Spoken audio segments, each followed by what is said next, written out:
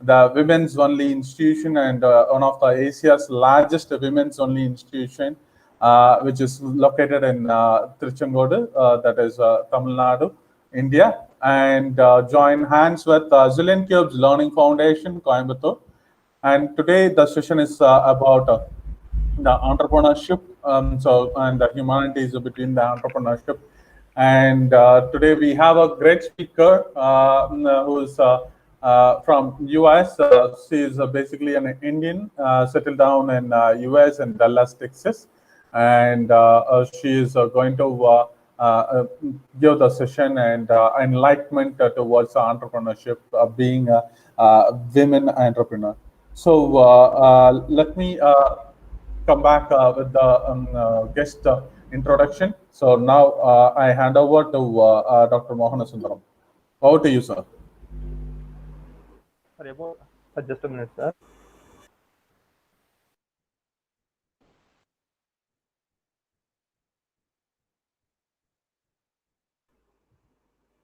Very good morning.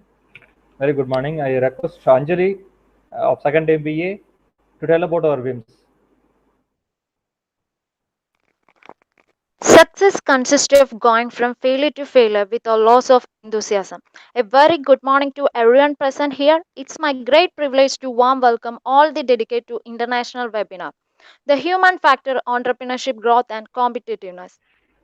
Vivekananda Institute of Information and Management Studies, as a part of Vivekananda Institution, it was established in the year 2002, which offers fully MPA and MCA program affiliated to Anna University, approved by AICTE, accredited by NAC with A grade under UGC Act 1956.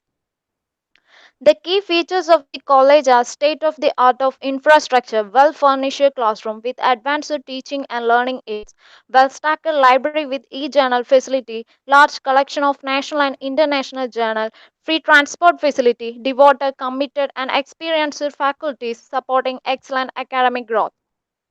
Scholarship for deserving students, facility to avail bank education loan at the campus, entrepreneurship development cell to promote entrepreneurship skills and ample encouragement for innovative student project and research interests. Vivekananda Institute of Information and Management Studies are committed to deliver quality higher education in a highly conducive learning environment adapting innovative process that enable the students to achieve desired goal.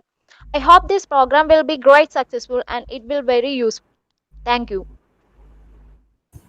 Thank you, Anjali, for the brief introduction about your institution. Over to you, Mohan sir.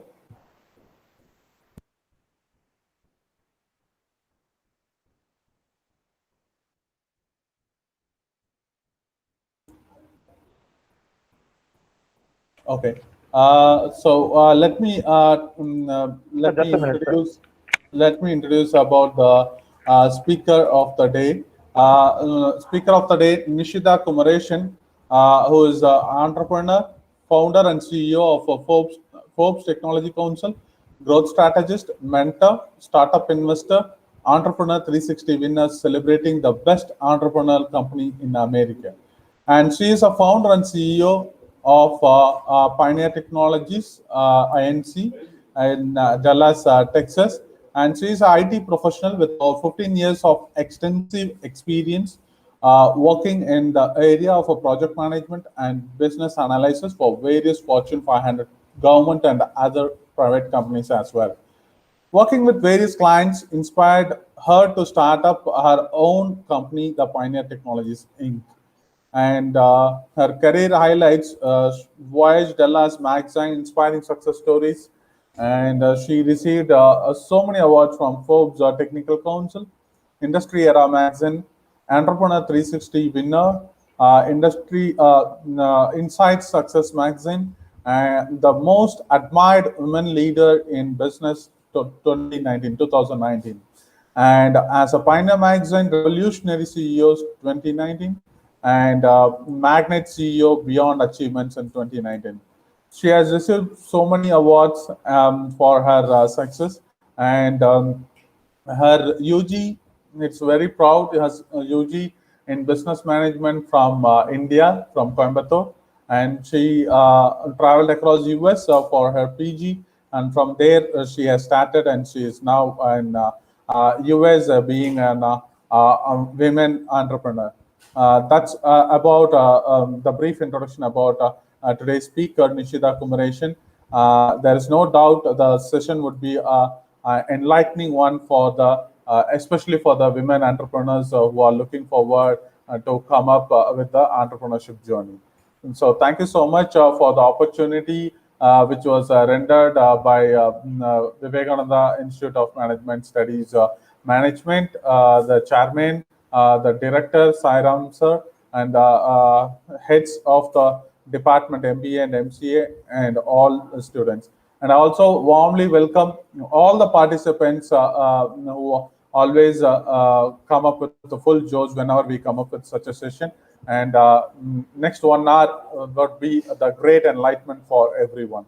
Thank you so much. And now I'll hand over the session without any delay. I'll hand over the session to Ms. Nishidha Kumaresan. Nishi, over to you. Thank you so much, Pati. Thank you for the introduction. A very good morning to one and all of you. Ellarukkum vanakkam. Pati, your introduction was awesome, but you missed the part that I'm from Tamil Nadu. Yeah, I'm sorry. You're from, yeah, the speaker is from Tamil Nadu. No, thank you for that. When I received a request to do this session, and when Pati told me about your institution, and when he mentioned it's all women, I was more than excited to take up this opportunity, because for me personally, women empowerment is one of the most important things in today's world. And to start off a little bit, Pati already has given you an idea of what I do as far as my career is concerned, but how I got there is the most important part. So being a woman entrepreneur is not an easy task. Things are getting better, but we still live in a world where we have to face our own challenges, along with the other challenges that the entire set of entrepreneurs have to face. So I would like to start off by talking about my journey first. Let me just pull up my slides.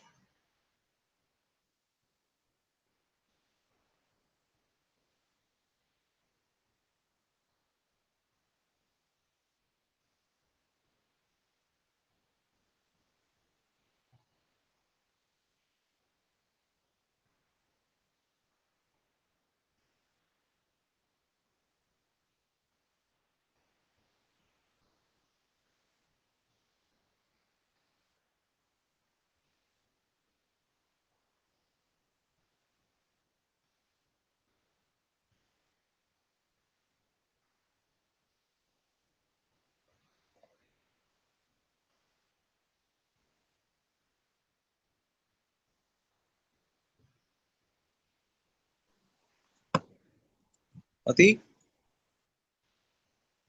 I'm here. Okay, can you see my screen now?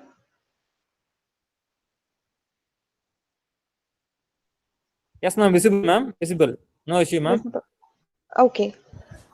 So a little bit about Excuse me, Nishi. The principal of this institution have joined us. I'm sorry.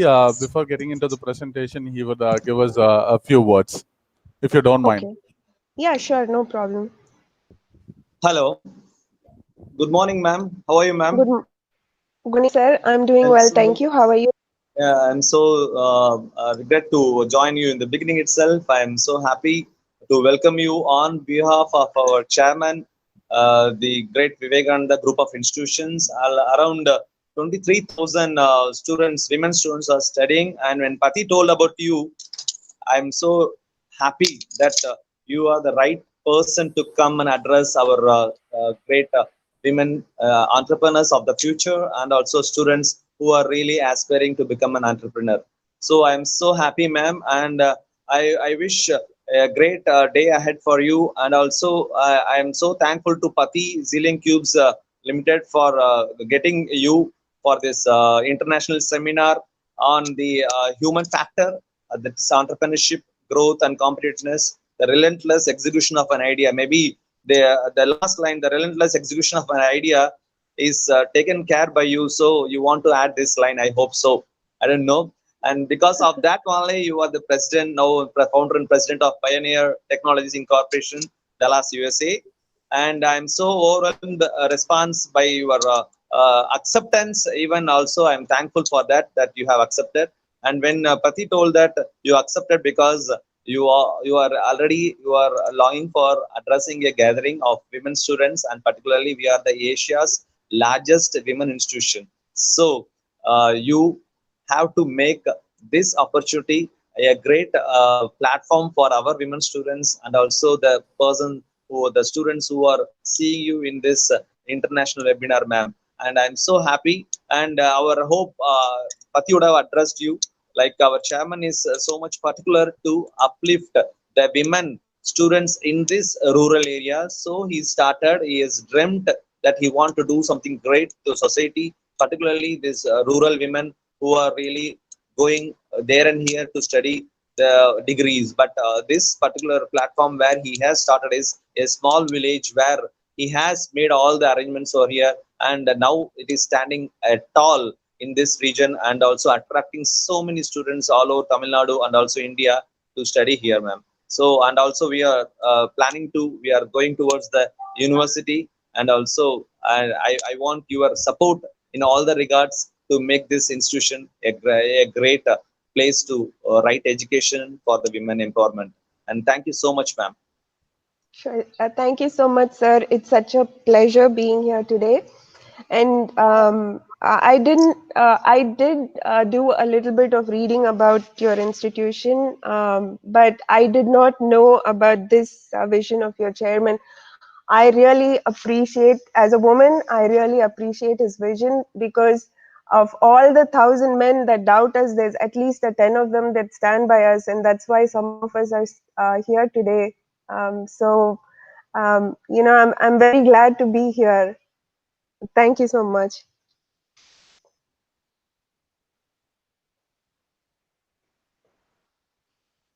So, as you mentioned, sir, you were talking about the finishing line, but getting to the finish line is, it's not an easy task being a woman entrepreneur, and that's what I wanted to share today. When I started off as an entrepreneur, there were, so many things that led to me being an entrepreneur, and that's what I wanted to focus on today. So the first thing was challenges. There were a lot of challenges that I faced. The minute I left India, my life was bombarded with challenges. That is how I can put it. And then came responsibility. So the responsibility was the push that I needed, and both combined together is the reason why I am here today.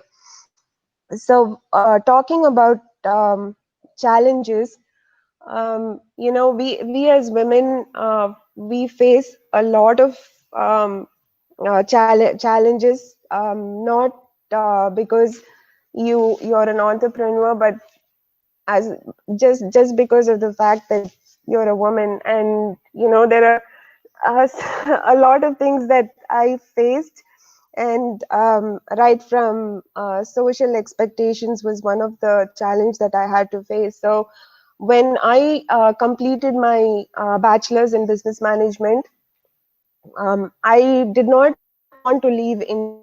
I wanted to move to a different state and pursue my master's, because I was brought up in a very sheltered environment and I wanted to experience life. I was a very curious child, and I knew there was so much out there that I wanted to experience.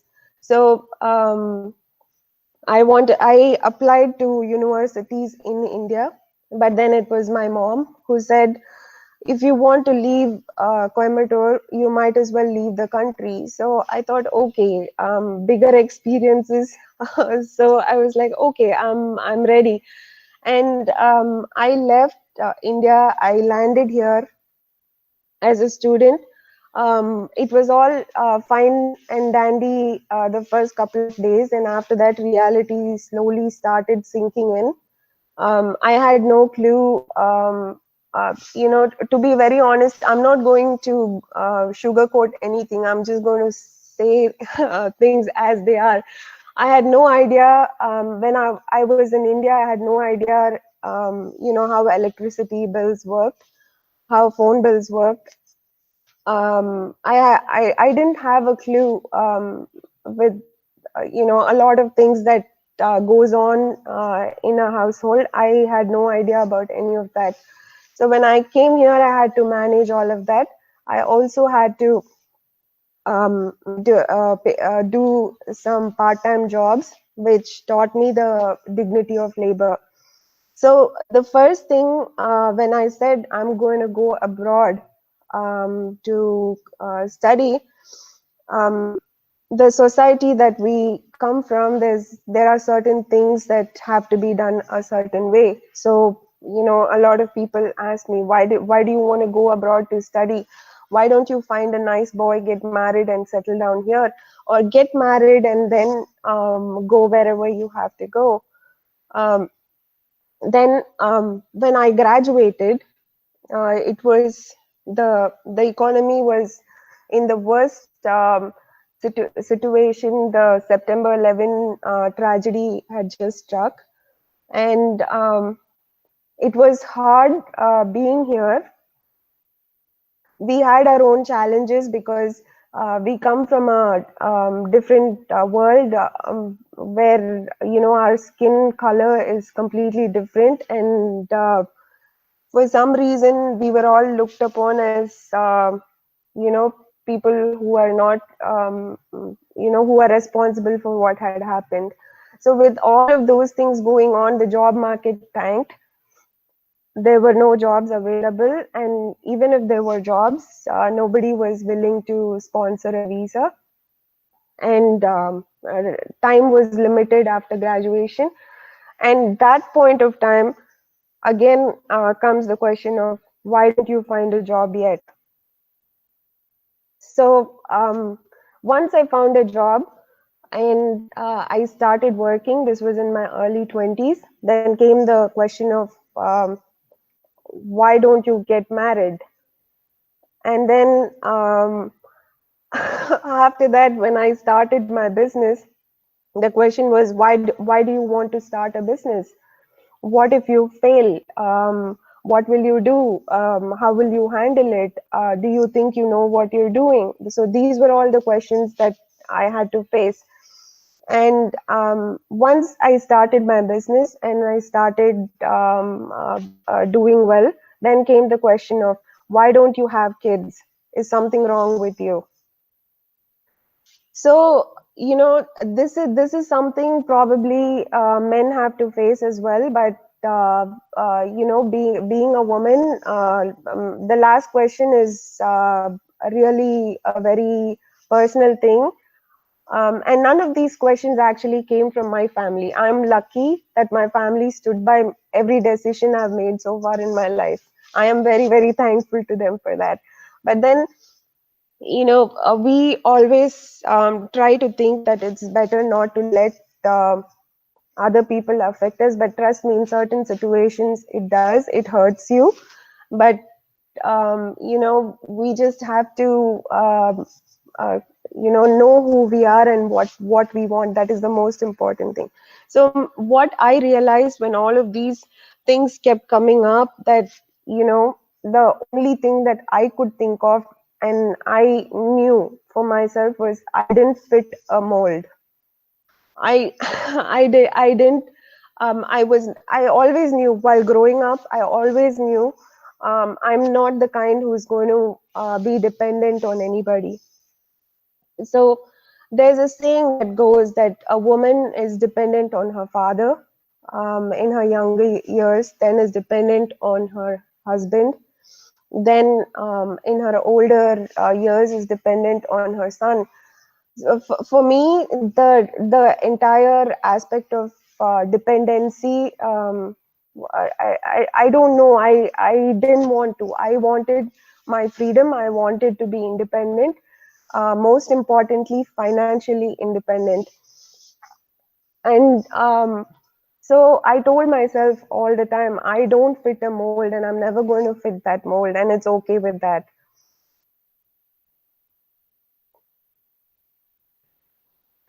And there were a lot of other challenges I faced as well, which was discrimination. So when I was working my part-time jobs, and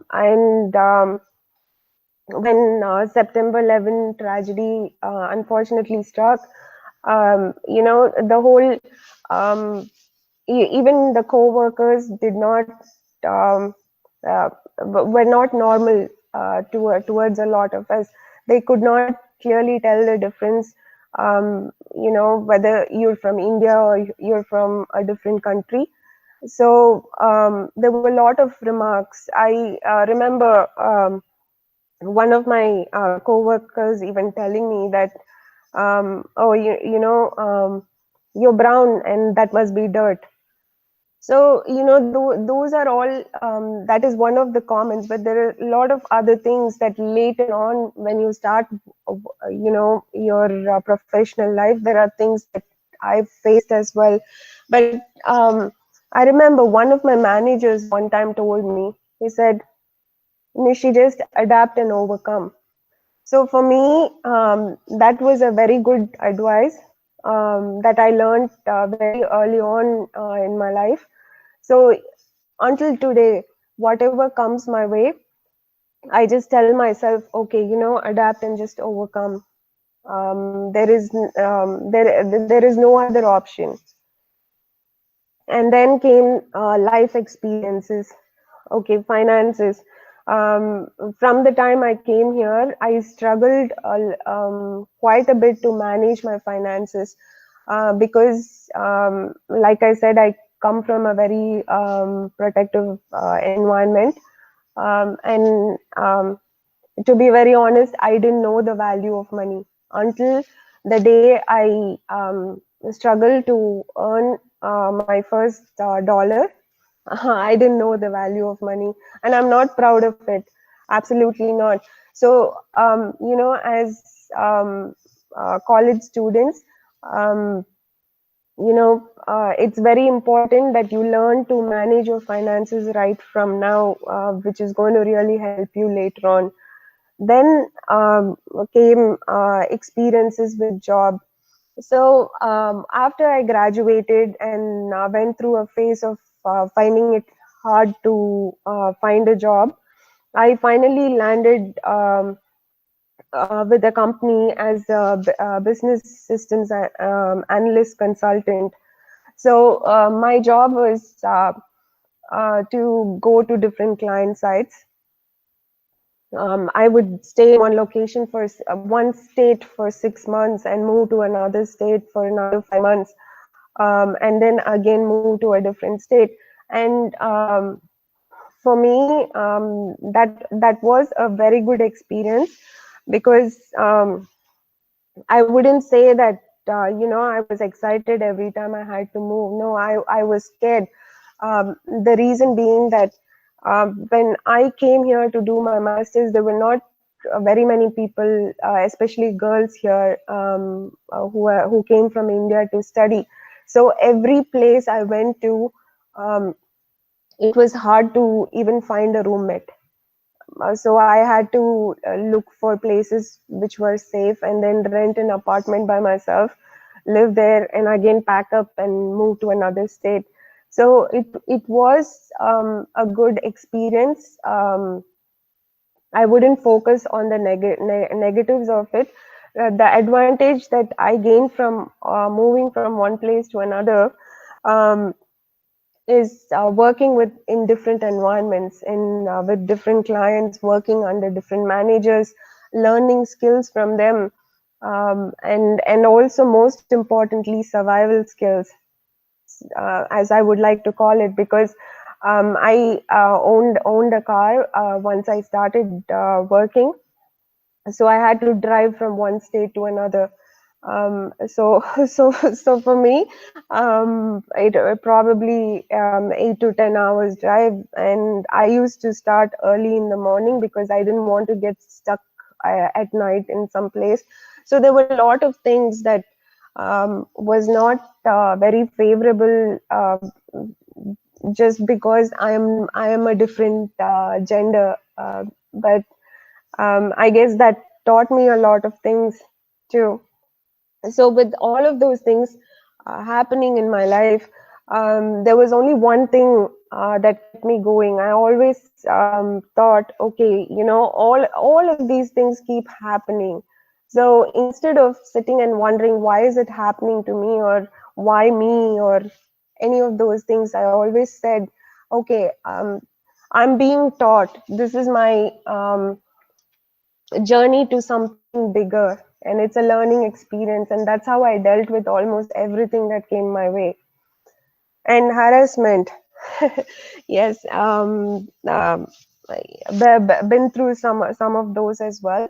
um, there have been situations where passes have been made, remarks have been made, and trust me, this is not because I went out there looking for attention, or smile too much or talk too much. No, like our society would like to point out that, oh, you have to put your head down and not look around and just walk. No, those things don't work when you're a professional. It really doesn't.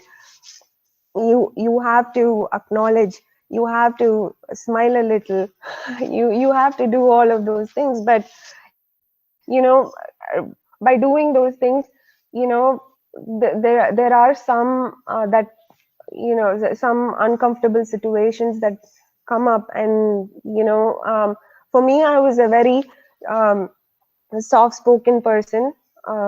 Even now I am, but at that point of time I was worried about hurting other people's feelings. But for me, there was one specific incident that I would like to point out, which is not very pleasant, but I would want every future woman entrepreneur to listen to that carefully. Because when I was working for one of the top Fortune 500 companies, I had the company building had a company store. So as a consultant, you only have limited access to some of the perks that their full-time employees are entitled to.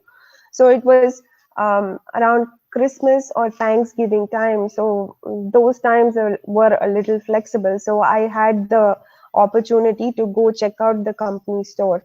So I was in there looking at stuff, and this guy comes and he starts talking to me. He asks me to help him pick out a candle, and I told him I can't smell anymore because I've sniffed almost all of them. They're too scented, and I can't tell the difference anymore.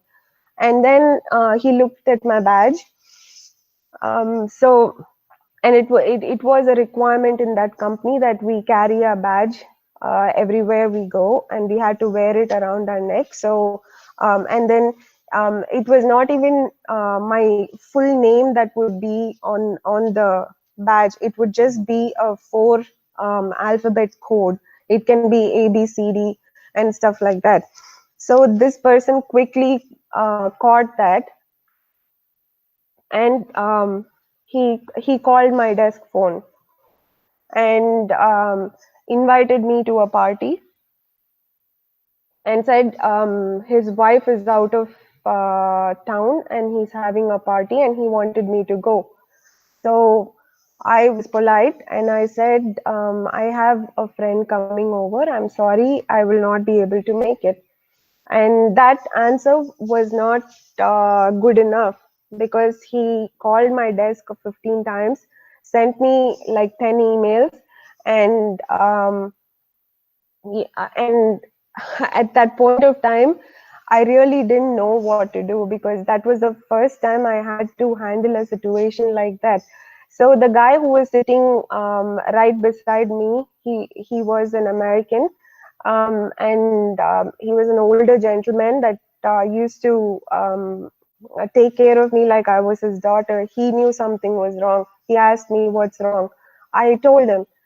So then he says, "Okay, you call him and tell him that if he calls you or emails you one more time, you're going straight to the HR."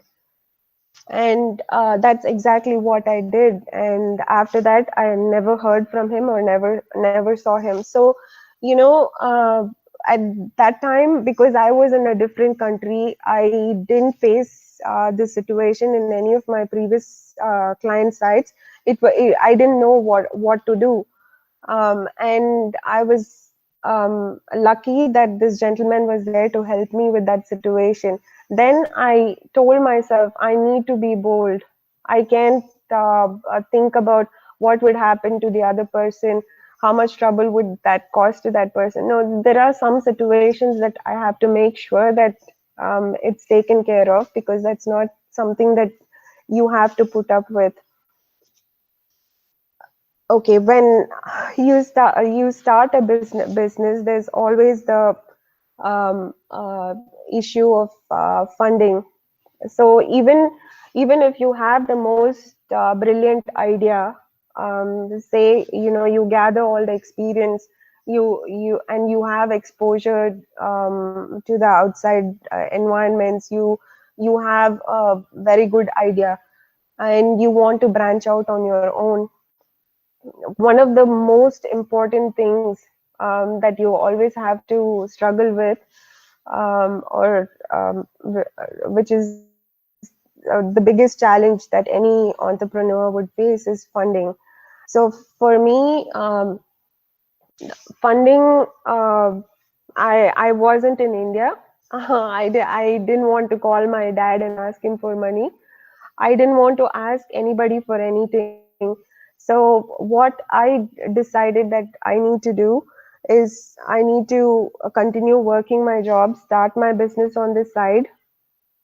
Yeah, of course, there was no conflict of interest in any way between what I was doing at the job and my business. So, and I also hired a girl to take care of the business while I was at work. And I got very lucky there, because at that time, the economy was again bad, because I started my business in 2010. So we had the recession going on here. We were still in the recession at that point of time. And she came to me looking for a job. And she came to me for help with how she can become a business systems analyst. So I kind of saw the potential in her, and I told her, okay, I don't have a job for you right now, but I do have a different opportunity. I'm not sure if you're interested. I can't pay you much, but this is how much I can offer you. And as we start growing, I will make sure that you're compensated well. And she was fine with it. She worked with me. We worked really, really hard. And most of my paycheck used to go into my business. And finally, when I had a few people working, and I was making my salary in my business already, and also more than that, I quit my job. So bootstrapping is one thing that you can always do if all your other options are closed. I know in India, there are restrictions. Even in the United States, there are restrictions as far as funding for a new business is concerned. You have to be in business at least for 3 years to even apply for a line of credit with the bank. So we have that problem here as well. And fear of failure. This this you know, I would say every step of the way, I did sense this fear, and I'm today I would tell you, be fearless. But you know, as a human, um, fear is necessary. Fear is necessary to drive you, but it should not bring you down. That's very important. um, when I say fear of failure, for me, I was scared that, you know, I might have to give up at one point of time. Um, I mean, and I always dreamt about making my family proud. So that was another thing. What if I let them down?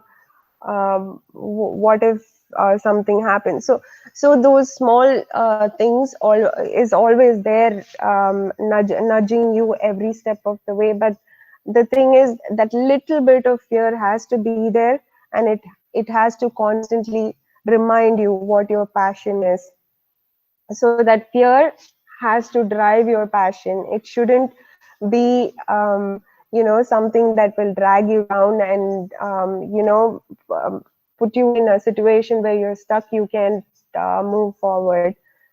Basically, it shouldn't paralyze you. And as a woman, not necessarily an entrepreneur, even as a professional, we always run the risk of you know, not being taken seriously. So you know, and this is something that we have to deal with. This is something that we have to brush it off, not let it affect us. And you know, the only thing that we can do is we have to keep going forward. You have to make sure that you have goals, and you're moving towards your goals. It shouldn't matter whether somebody takes you seriously, or you know, or they don't, or you know, there's all kinds of remarks that will come your way. You know, just don't don't let that get to you. Just keep doing what you have to do. And stress levels, yes, I know, when I was in India, the word stress was alien to me, and I really didn't know what actually it meant until I landed here. And even when I was working my jobs, and you know, studying and doing everything, I was okay. I would never say that you know, oh, my stress levels were high or no. But then when I ventured into business, then then you know, the stress demon got to me as well. I used to work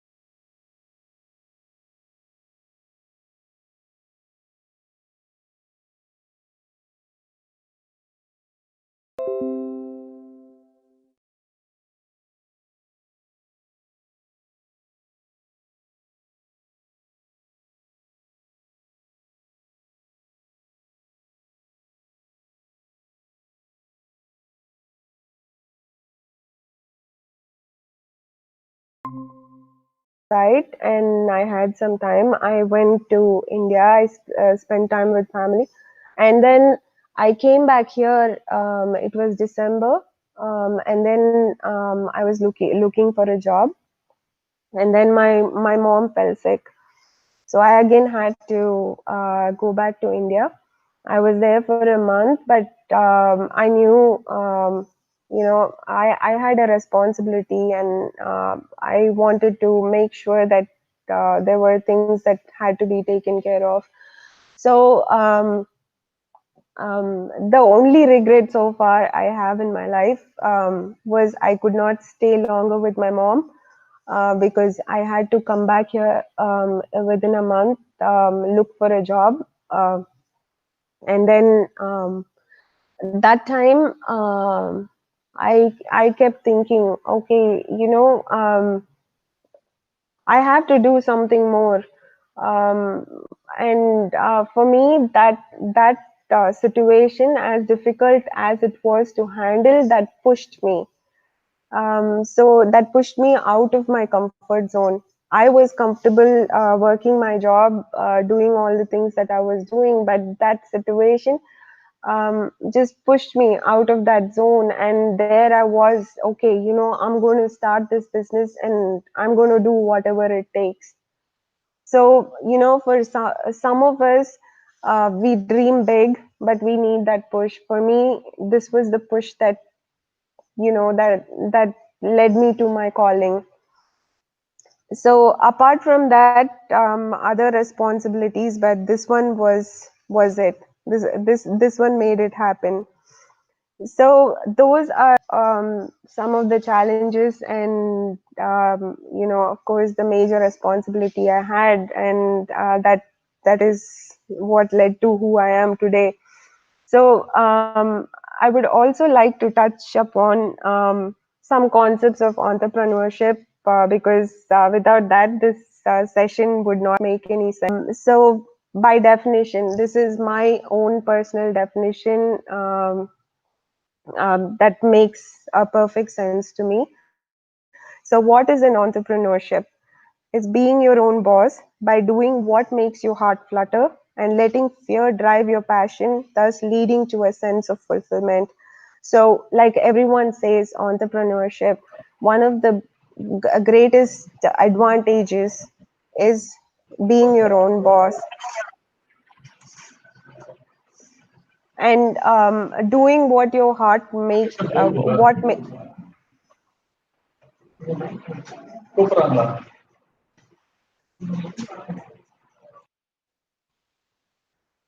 okay, doing what makes your heart flutter. That is basically, doing what makes you happy, and then letting fear drive your passion. Like I said, fear of failure, or fear, anything else that you have, don't let it bring you down. Let it drive your passion. Let it take you places. That little bit of fear is necessary, and then finally leading to a sense of fulfillment. So we all need, at the end of the day, that sense of fulfillment, that okay, today I made somebody's day, I made an impact on somebody's life, I made a difference in somebody's life. So those things give you that sense of fulfillment. And definitely entrepreneurs, um, when we um, start our business, when we are doing things that will impact other people's lives, the sense of fulfillment that we experience. So what are the qualities, okay, that is required for an entrepreneur? Especially self-awareness. Like I said, I don't fit the mold. The reason I could say I don't fit the mold is not to sound like I am from a different planet. I am an alien. I'm this cool kid. No. When I say I don't fit the mold, is because I learned to figure out who exactly am I, and what is it that I want to do, and where is it that I want to go. So when we know those things, it makes a difference. It definitely does. So and these are things that I learned after college, throughout the years. But you're lucky, that you're hearing it from somebody. So, when you're in college, start analyzing yourself. Self discovery is very important. It not just with wanting to be an entrepreneur. Even if you want to do a job, e- even as an individual, as a human being on this planet, self discovery is very important. That will, lead you to a path which you probably never would have otherwise even dreamt about. Trust me on that. So, take it as, as an assignment or something, and try to figure out who you are. That will make all the difference. The second most important thing, confidence. When I say confidence, it's not about being overconfident. It's, there are a lot of situations where we question a lot of things, where we are shaken up, we are broken, and the only thing that always sticks with you is confidence. Nothing else does. In the most toughest situations that you'll ever face, confidence is one thing that will come in handy. So, try to practice on being confident. They say fake it until you make it. So, try to put on that persona of confidence. Eventually you will um, gather that confidence to face anything and everything. The next thing is leadership. It's important to work on leadership skills while you're in college too, because it's not difficult to dictate things to others. When you hold a position, you have a title.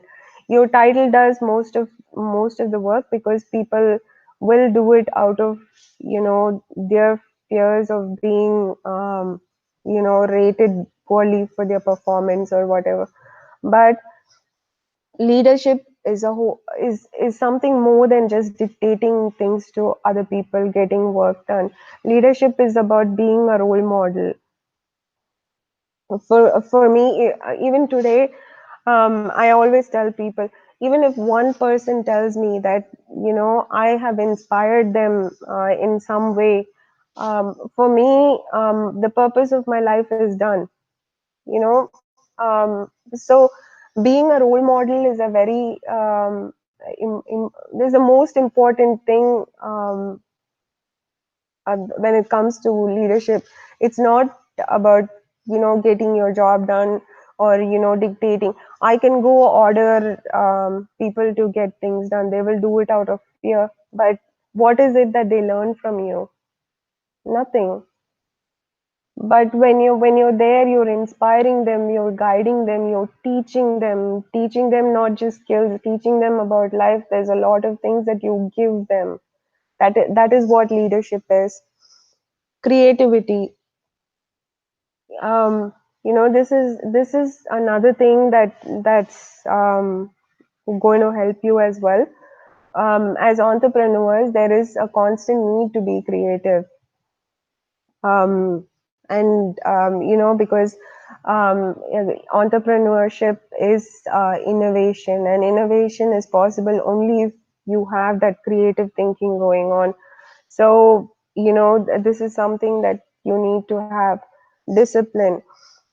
I can't stress much on this, um, because when I was in India, I hated waking up in the morning. My family would tell you how lazy I was.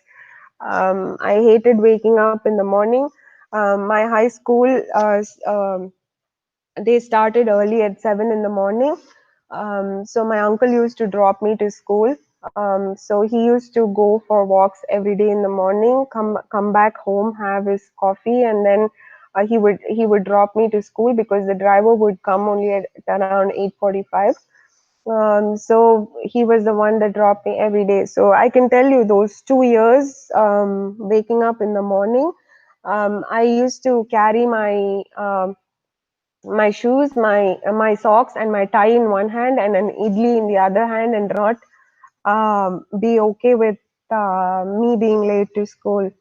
So that was forced discipline. But somehow when I came here and I learned to be on my own, take care of everything on my own, yeah, that discipline just it just happened.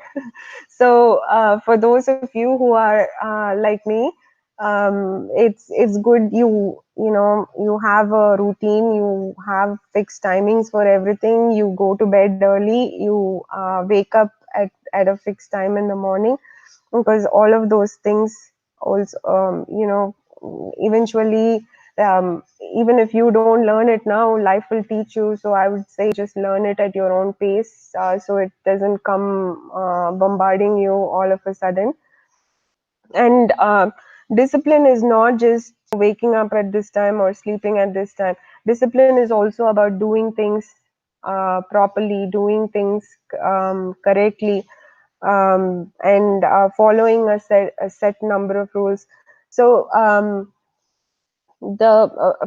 for me, there's a lot of different ways of running an organization, but for me the most important thing is discipline. And I believe that if you like your job, you would show up on time.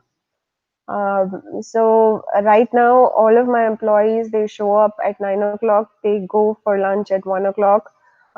They leave at 6 o'clock. So and it runs like clockwork. And whether I'm there or I'm not, it just happens because they know what I think about discipline. So those are all small things that really matter. So it in whatever way you can be disciplined now, kindly start practicing on that. Passion, yeah, passion is something that you always need to have. When I completed my high school, I wanted to be a journalist, because I enjoyed writing.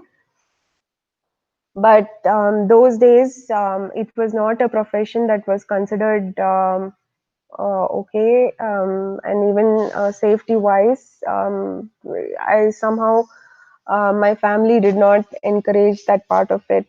So I thought that that was my path.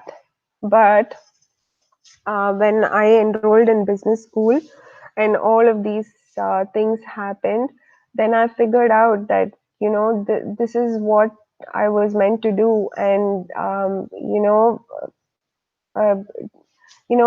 my passion is more towards solving problems of people, like clients, or somebody who doesn't have a job. I like fixing that problem. So for me, that is my passion. But there are other interests on this side, which includes writing and you know um, a little bit of painting that I do on this side as well. And so each one of you, it's good if you recognize your passion early on, because without passion, there's not much that we can get done in life. Risk taking. So as an entrepreneur, risk taking is another quality that we have to have. If you ask me, I would say, yeah, I'm not a huge risk taker. The reason I would say that is because I take calculated risk. I'm not the one that's going to, just jump into the pool. I'm the one that will first dip my toes, then my foot, and then my leg, and then the whole body goes. So that is what I am comfortable with. That is my level of risk taking. So we have to know. And by taking those calculated risks, what I've learned is, as your business starts growing, those calculated risks actually help you. So it all financial issues if with a sudden spurt of growth. These small things, it's like going from A to probably not B. That would be a very, very small step. Probably A to C, and then I'll see, okay, I can handle this, I'm okay with it, and then I go to E or F, depending on. So that is how my risk taking is. And and some people are more aggressive than that, but it's everyone's personality. But if you think you want to be a calculated risk taker, then I would say that, if you ask me, I would say that has helped me with my journey so far. So so far I've talked so much about my experience, the challenges, responsibilities, and also a little bit about entrepreneurship, the qualities. So here is just a gist of what is the process in entrepreneurship. So how do you go on to become an entrepreneur? What are the steps involved in it? The first thing is recognize opportunity. Opportunity is everywhere. In For me, the way I saw opportunity was with my jobs that I did at the different client sites. I figured that there was a need, and the client's needs were not clearly understood by companies that were trying to fulfill that. So I figured that for me, that would be a very good thing to take on, because I've been in the client sites, I understand the clients, I understand what their needs are. So for me, that was the opportunity I saw. So with um, people who are aspiring to be entrepreneurs, how do you recognize opportunity? Right now we have COVID-19 situation going on.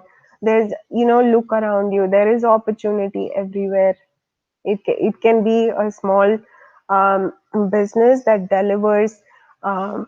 It doesn't have to be Amazon, trust me, it doesn't have to be Amazon, but it can be a delivery service that would take care of seniors in specific, delivering right from groceries to them.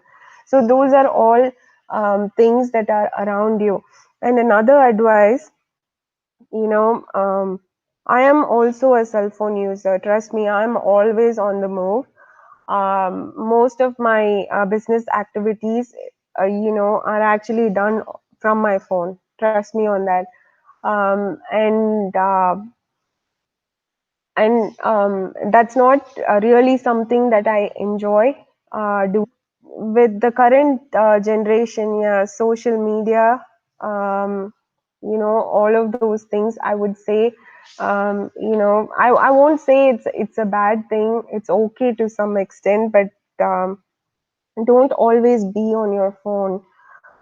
You have to go out there, you have to listen to stories of people, you have to understand things that are going around you. That is how you see opportunity. You don't see opportunity when you're sitting and you're playing games, or you're chatting, or you're whatever. I know people turn out to be influencers or whatnot, but that's not something that everybody can do. But then if you want to do something more a different kind of uh, uh, opportunity, if that's what you're looking for, then hear people out, build relationships, listen to people's stories. Trust me, that will help you. The next thing is analysis. Once you recognize your opportunity, the idea might be brilliant, but you might fall short of information if you didn't do your analysis properly, and that will hurt you in the long run. So the first things first that you have to do once you have the opportunity is make sure you analyze, and when I say analyze, it's very exciting when you see an opportunity.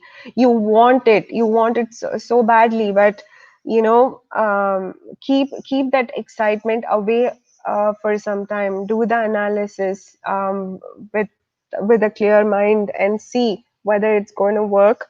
If it's not going to work, try to see how you can make it work. So analysis is also about studying your competition, doing your market research, identifying your audience, all of those things, and do it, um, not just focusing on the positive but the negatives as well. Then the finances, I can't stress enough on how important it is to manage each and every penny in the process. It's important. um, I'm not a big fan of number crunching. For some reason, I cannot, not that I cannot do accounting, it's not something that I enjoy doing. So, if you're like me, hire an accountant early on, um, and then make sure you have reports sent to you on a regular basis. You're well informed. But when I started initially, I didn't have an accountant, but I used to do my own spreadsheets, manage all of those things by myself. So, but you always have to be informed about your financial situation at every step of the way. The next thing is, and also when you're starting off initially, it can be money you're borrowing from friends. It can be, by working jobs like how I did, or your family funding you, or you can go to VCs, all of that stuff. But you have to do your research on those aspects as well. Then once you have all of these things narrowed down, then you have to decide where your location is going to be. And location is a very important thing for the business that I do. As long as it can be connected by a road and people can easily get there, it's not a big deal. But then if you're in the retail business or anything else, then location is of prime importance. And also your layout, um, because if you have customers coming, your layout has to be based on that. If it's just an office where you don't have customers constantly visiting you, but make sure your layout is comfortable for your employees. And then the setting up of the business too. This is all your registration process, getting all your paperwork, and also setting up your website. And these days it just doesn't stop with website. You need a presence in social media as well. So that includes your Facebook pages and Instagram, and all of those fancy things. And by the time you guys graduate, I'm sure there'll be a few other apps as well. So you have to keep up with the trend. And once you have all of that set up, the most important thing is defining the business process. As an entrepreneur, when you start off, you don't have the funds to hire somebody to do, or hire different people to do different tasks for you. You have to wear multiple hats. You have to do a lot of things, and in a way that is a very good thing, because you know the inner workings of your business. You know every aspect of it, because you are an employee for yourself right there. So and when you're doing that, you have to define the process. When you have a clearly defined process, anybody you hire even training that person is not going to take a long time. And the person will have a clear idea of where their job starts and where their job ends. So it makes a lot of things easier when you have the process defined. And when it comes to managing your business, yes, multitasking. You have to do everything from A to Z. It's not going to be easy, but yeah, trust me, it will get better.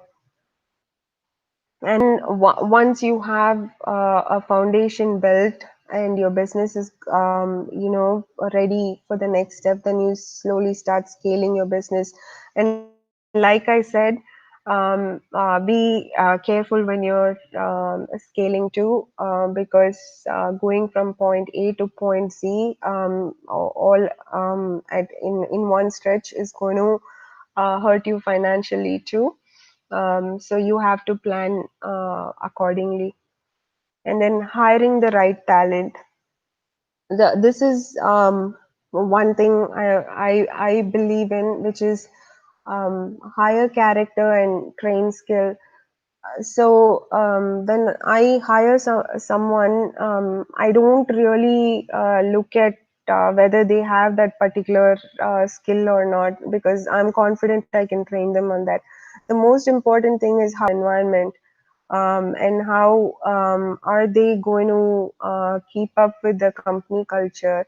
And there are a certain set of qualities that I look for in a person. So for me, those qualities come first more than any Ivy League graduated experienced person.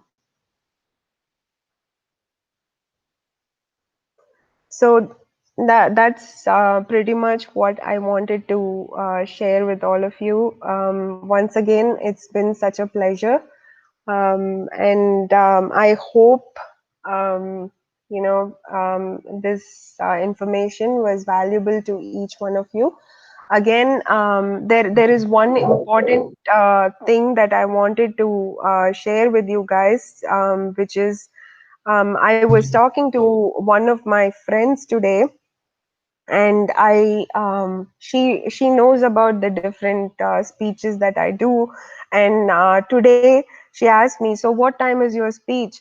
And I told her it's at 10 a.m. IST. So she says, oh wow, okay, now which college? So I her this time I talked about your institution and I said it's all women's.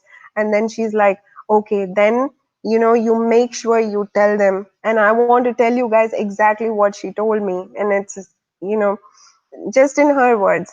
Tell them never depend on a guy. Tell them financial independence is very important. Tell them for kids and husband, don't ever sacrifice your career. And the last thing she said is always your hold your head high and your voice loud, even if you're the only woman in the room. So she's a career oriented single mom. So those were her words for all of you. So thank you all so much.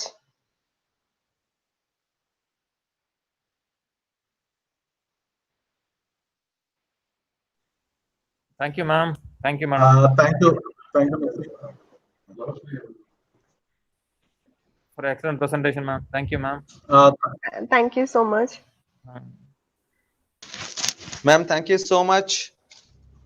And it was a great pleasure that you have made everyone to listen to you by the way of your presentation, ma'am. Thank you so Hello. much, sir. It's a pleasure. Okay, and really our students who are all making their dream of becoming a great personality, particularly our women students, and you are the inspiration for them. And surely they will be having an idea, even at least they don't have the idea of becoming an entrepreneur. At least they will till today, from today at least they can at least search for the entrepreneurship ideas and they can go for that actually. Surely, thank you so much for that. And Pati sir, thank you very much. Hello. Thank you so much, sir. Thank you so much Any queries you can for making the ma'am to come here. and plus making the great occasion like international webinar. Thank you. Thank you so much, sir. So, Ma'am, sir, I please. guess we can conclude the session. Yes. Yes, sir. Yes, sir. Anita, ma'am. Yes, sir, you was about to tell you something. Anita, ma'am, tell about what are thanks. Good morning to one and all present here. It's my immense pleasure to propose the vote of thanks. So on behalf of our institution, I would like to thank our beloved Chairman and Secretary, Dr. M. Karnanidhi sir, for granting us permission to conduct webinar. Our sincere thanks to today's chief guest, Ms. Nishidha Kumaresan, founder and president, Pioneer Technologies, Texas. So for her thought-provoking speech. Thank you, ma'am, for sharing your personal experience and also your friends' experience and thoughts with us. Sure, thank you, ma'am. Thank you, ma'am. I would like to thank ZillionCubes Learning Foundation team, Mr. Paji sir and his team, Coimbatore. So thank you, sir, for your valuable support and arrangement.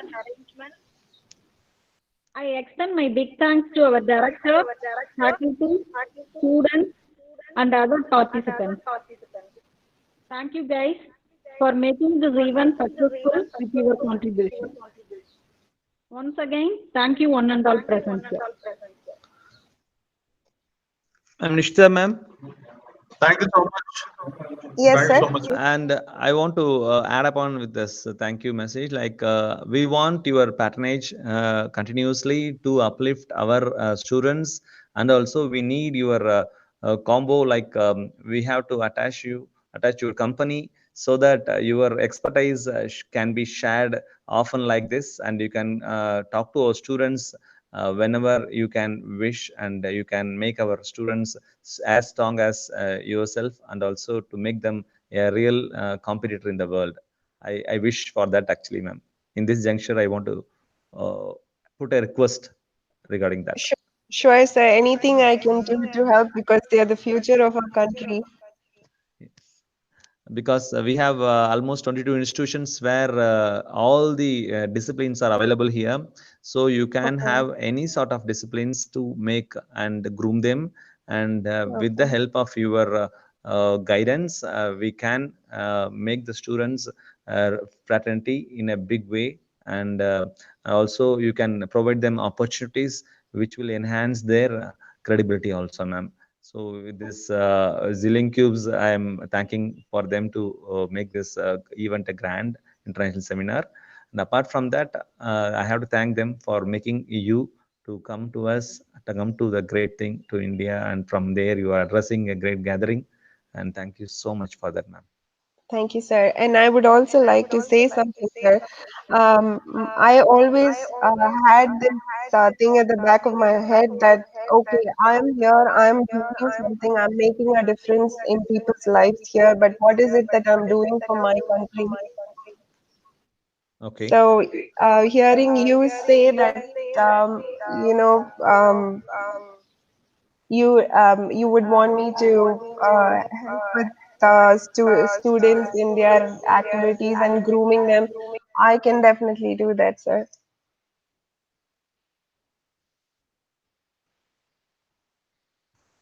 Thank you, Nishi. Thank you so much. That's wonderful. And I would like to thank everyone who has participated actively on the YouTube channel as well. Thank you so much, the young talents who actively participate whenever we come up with such a session. And thank you so much, the WIMS management, chairman, the director, Sairam sir, and the heads of the department, Dr. Mohana Sundaram and Dr. Anita, who was behind this and connecting this session. And I would like to present my thank to our